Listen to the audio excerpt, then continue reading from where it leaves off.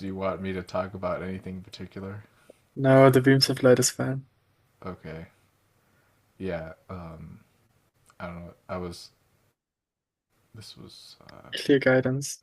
I think, yeah, like, I was meditating, I think back in July or something, just focusing on the beams, maybe even further back, a few months before that. And I was just getting like so much like clear signals from my higher self and spirit guides and stuff like that. And it was like a clear voice of like a loving individual. Um, none of this like, did this was this my own thought chatter or something? Um, and so when you have the beams of light, I'm finding that it's a good way for communication, like clear communication, um, and like having all of them correctly and balanced. Because I'm finding that some of the astral beings just have the beams on the side. I don't know what that's about. Um, yeah, uh, but yeah, we'll see. We'll see what happens. Yeah, they're really like psychic antennas. Yeah, they are. I remember the first time I activated them, it was it was like more clear, I would say. Everything was more clear. Yeah. Just everything. No, they're pretty trippy. It's um I think I included the beam practice or yeah, like this. Working with the beams we do in the ATH. I did this every morning. Nice. Like I put it into my practice for I don't know for a long time, and I always like sometimes I just checked them, and they were there, Yeah. but they got more though. I don't know how it's with you. I I figured um there's been this new Merkaba somehow. It shifted a little bit. It's energetic, and there had been some changes, and I recognized that I have like two more beams, like this and this. And I Oh. talked with Viola and with Paul about it, and they both had it too. Like they said, yeah, it's like they're new beams. Oh, that And makes me feel better. huh? Cause I've like been feeling those beams too, but I think something's wrong with me, you know? Oh, no, you're totally fine. And I'm like, correct the beams or something, like one of the main beams is off. Or Um, actually, you remember on the website it was like the tuitions members and Drunvalo was talking about um like the beams of light activation series. yeah. He talked about for like 30 seconds. He talked about there was these minor beams. He called them like the major beams are what are we're familiar with, but then there's these minor ones that go like this and like this, Oh, um, and that's all he said. oh. So I don't know. Well, they're major now. They leveled Yeah, up. yeah. Um, Oh, I didn't know that. but Well, for some reason, I have a hunch that these ones have to be stronger than these. You know what I'm saying? Um, so your beams are I pretty think it. stable. How do you like charge them in the morning, or if you still do that? I don't really do that honestly. I just do the Merkaba meditation. But I want to shift over to just doing the beams of light and like prana tube breathing and stuff like that. Yeah, Because I think I'm pretty solid with the Merkaba meditation. yeah. Um, It's gonna be I, interesting when you do the prana thing, why you do the creation process. yeah, there's a that lot of that space to alone. play around with this, or like charging your car while being in the Yeah. tiny space and starting the creation process, and um, maybe moving a sphere or so. It's you can really play around with this. I think, Yeah. yeah, it's Um, Go ahead. I'm asking you because yeah, for quite a long time, I like every morning at least check them, and then I, what we talked about before,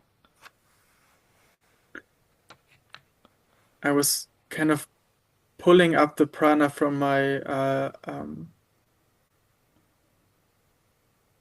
the Christ chakra, right? Hmm. From the lower heart chakra. And I was breathing it up into the center of my brain and then expanding the prana into my beams. And I was like, oh, that's way easier. Why do I do all the hand movements and stuff? I can just, just charge them like this. And then lately, I just, because I like to do the three centers, like the upper dantian, the middle, and the lower.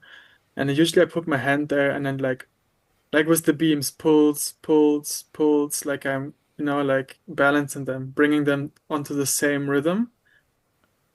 They usually Yeah. are, but sometimes they're a little off. And now I just move the sphere up, like the golden sphere up, and I just like charge charge the Wow. beams. And also, I just wrote a Merkaba program for that. What is the Merkaba? What is it? Um, I have it written down somewhere. I have like 26 programs, I think. Oh my gosh. But it's yeah, because I was playing around with like Merkaba programs and creation, and also because it's like part of me, it's like this enormous field which I still don't really understand, very little, I would say, Yeah. but it's definitely alive. And I'm like, wow, I can literally like program things uh, into there. It's like a companion. I can like program, I'm not influenced by any EMFs, technical influences at all, or by geopathic stress, by solar flares, I don't know what. Like I Hmm. programmed all in there. And I feel so chill. Like I don't even think about anything anymore. And I'm Nice. not bothered anymore. It's pretty cool. Yeah. But this particular program for the beams, yeah, I just said, I don't know, my beams are continuously, uh, I don't know. I don't know, I have to look it up, but something was charged and continuously updated through the tiny space of my heart. And um, Nice. yeah, yeah, it's pretty cool, realm also to go into to I don't know.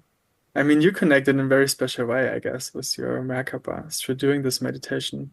I think I did it 1.5 years uh daily, and then I hit my first ATH workshop, and then I stopped doing it as well. Um, but I found myself, I think a year or two ago, doing it also for a couple of months again every day, because I really liked it, and I connected in a different way to my Merkaba. But it's like I Yeah. close my eyes literally and I say Merkaba and I get like this whoop, like, yo, what's up? Wow. And I'm like, really? Wow, that's cool. And I every other day I ask, okay, are the programs still okay? Do I need to change anything? Um, yeah, just to see what's possible. Um, Yeah. That's awesome. Um, I mentioned to you about this external chakra thing right up here. Do you remember that? which one? The top one. Yeah, the one hand length above the head. One hand length. Okay. Yeah. Um, The root chakra of the fourth, you mean? yeah. Yeah. Well, I thought at first it was two hand lengths, but I think it's one hand length because Two hand length is the bar point, they say. It's oh like really? it's the second chakra of the higher body. Yeah. I don't know. It could be one of the two, and you take your astral hands. I call them the astral hands or the astral body, and you like place your palms over that chakra, like directly over it, and it like charges you up like crazy. Um, I would say like almost as intense as like the tiny space, and Yeah. so you can probably do both at the same time.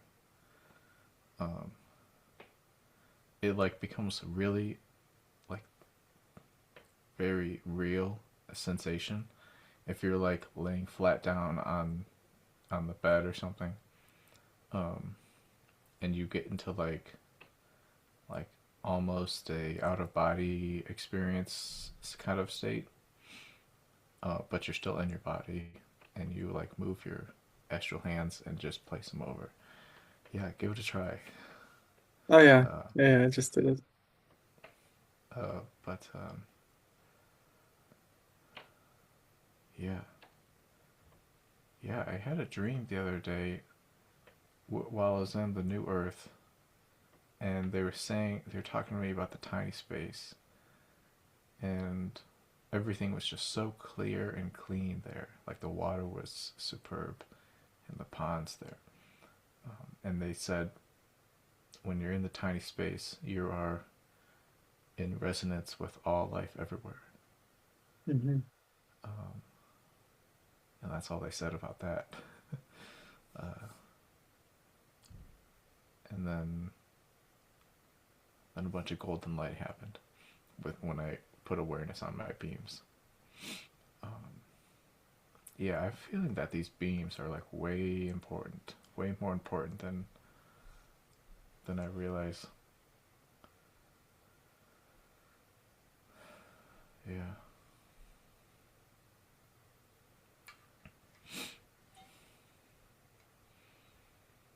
I was walking over water. Oh, it was emotional. like, You yeah, didn't fall I'll in just like tell you Peter, about. did you? uh, let's see. I'll just run through the whole thing. Um, so I was chilling outside on the deck. Like, there's a backyard and then there's a deck, you know. Mhm. With just some random friends, and there's this big blue sky, no clouds, and it was just so vast. It was like the the blue sky was as vast as the ocean. That's what I remember telling myself. And it was so quiet. We were just chilling, and something in me was like, I need to go to the new Earth. Hold on a minute. And then they were like, this is it right here. And I'm like, oh, okay.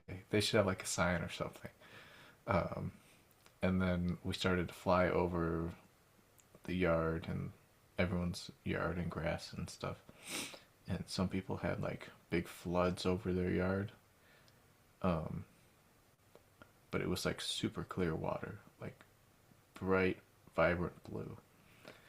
And some people had like just like some exquisite like backyard statues and stuff.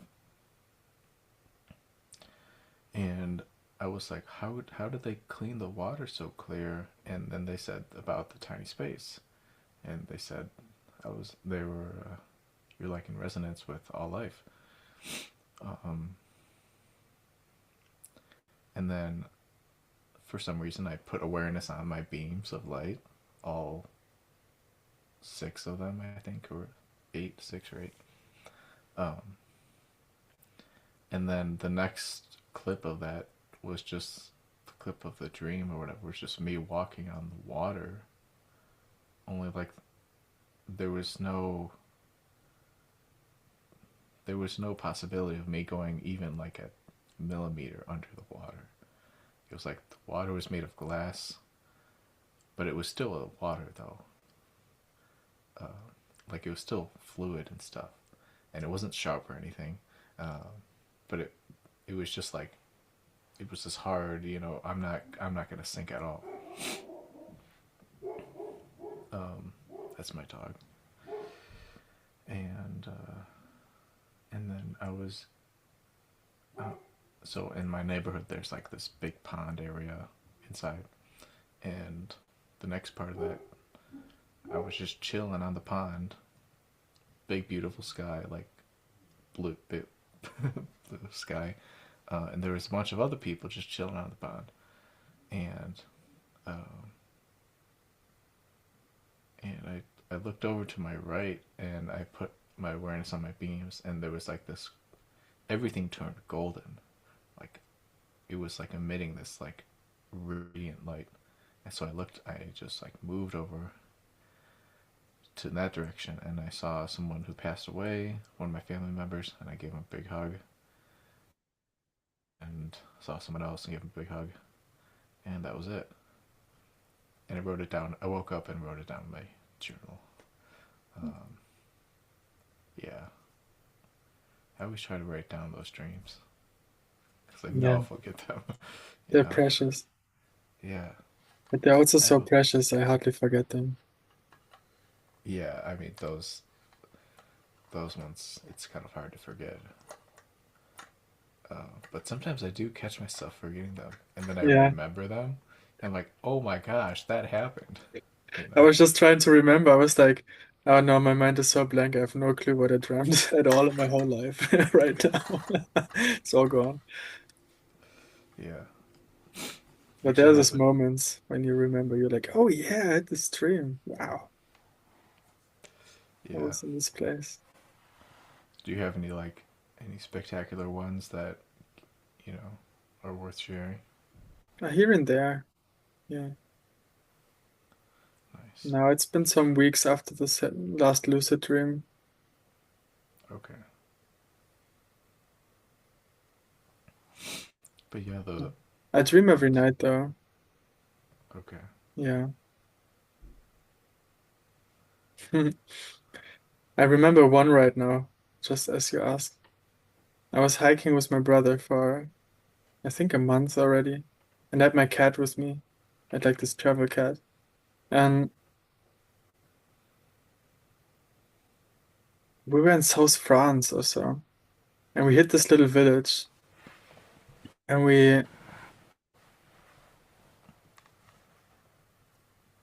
I think we hit a bottle of wine. And we usually don't drink. So at this time, when was it? I think it was in 2021. Yeah. So we like in South France, we hit a bottle of wine. We we fall hard asleep. And we have this dream where this being comes to us. And so my bro had this dream, and this being comes to him, and it has my cat in the arms, and it says like, "Yo, your cat is pregnant, and she gonna give birth in 10 days, and you give her the wrong food." And then it turned into a dog and everything, but that was kind of like the message. And then my bro like wakes up. He like crawls over to me and he's like, "Hey yo, your cat is pregnant." I'm like, "Yeah, I thought so." She has like this, her nipples are like all swollen and stuff, so I kind of figured out that she's pregnant. Oh man. Wow. Um, that's pretty funny. And he's like, "I I should tell you, you give her the wrong food."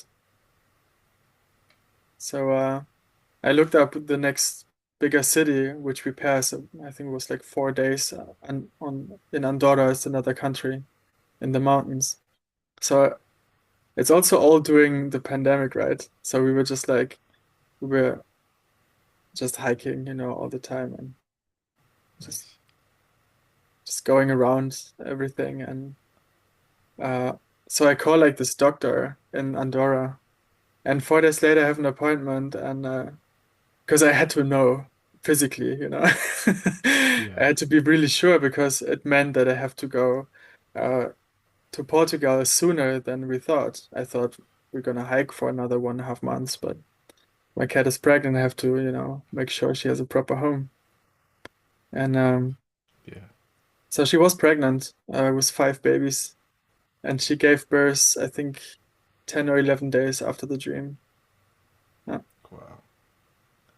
incredible. So So it your brother had this one? was not my dream, was my brother's dream, yeah. Okay.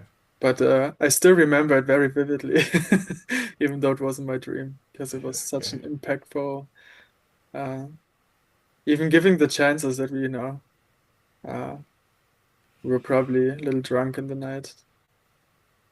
Yeah. Yeah. Wow. So I think even those dreams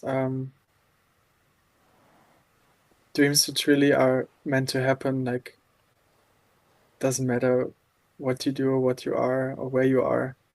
I think if you're meant to get a message, you get a message, you know. Uh, Yeah. Yeah, for real. yeah, And when I get like any messages, I like try to just like wake up and write it down. yeah, Cause sometimes I'll wake up, fall asleep, and then forget about it. yeah. I did. Yeah, I did this for a while. Um I tried out so many ways to go in my heart over the last years, but now it's just like I just close my eyes and I sit in my sacred space. It's not that hard anymore. And in the Yeah. beginning, I did it over and over and over. Like every time I thought about it in the day, I closed my eyes and I did this, like movements into the heart over and over and Mm-hmm. over again. And then I was in the morning usually like checking in and just like talking to a guide or an orb or whatever I could find there. Um, but I was often in the afternoon already not remembering what we talked about in the morning. So I started to like play around with journaling. Um, I have like a question or so, I just go into my sacred space or tiny space.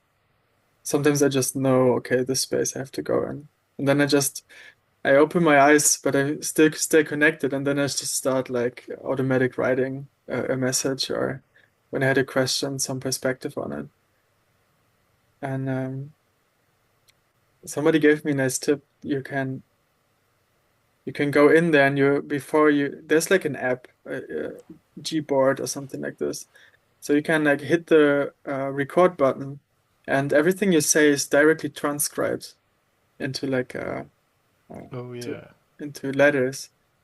So somebody told me I just go I hit the button, I go in my tiny space and I talk with all my guides all the time for like 10, 15 minutes if thing and I just record it all. I just talk loud. Sometimes I just channel something also, which is personally for me. Um, I found this pretty cool. Yeah. Yeah. But there's also like this active way of, accessing information. Like um, when we were about to buy a house in Spain, of course I was checking in like why the house? Why now? First of all, if this is a good decision.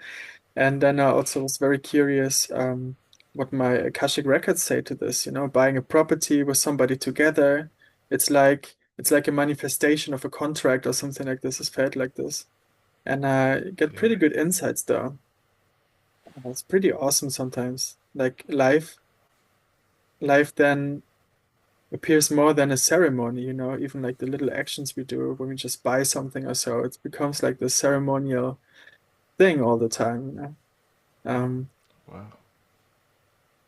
it has a nice quality. Yeah. Yeah. Have you done any different experimentation with the sacred space versus the tiny space? Yeah.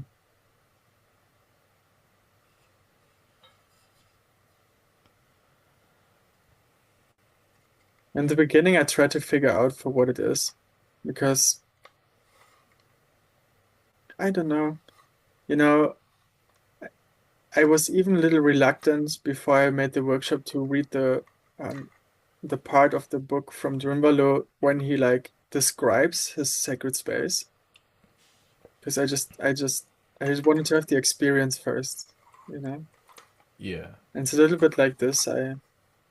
I heard a lot about it, but then I wanted to see what's true for me as well. it's a little bit also with the neurofeedback and everything. It gives you like an for me, it's been probably the most important thing, like make having an own experience with things, making up Hmm. my own mind because yeah, then I can talk from the truth I've experienced, opposed to all the books I read, which Yeah. I never tried out myself, and then I'm like in this universe of eventuality.